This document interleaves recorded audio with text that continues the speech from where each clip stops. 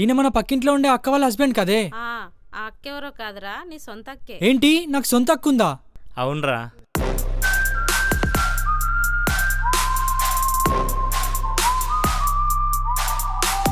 అమ్మయ్య,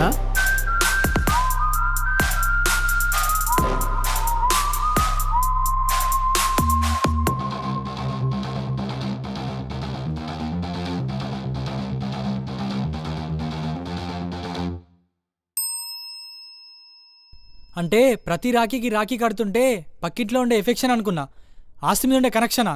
మరి నాకెందుకు చెప్పలేదు? అదో పెద్ద కథ, నెక్స్ట్ పార్ట్లో క్లారిటీ ఇస్తాం.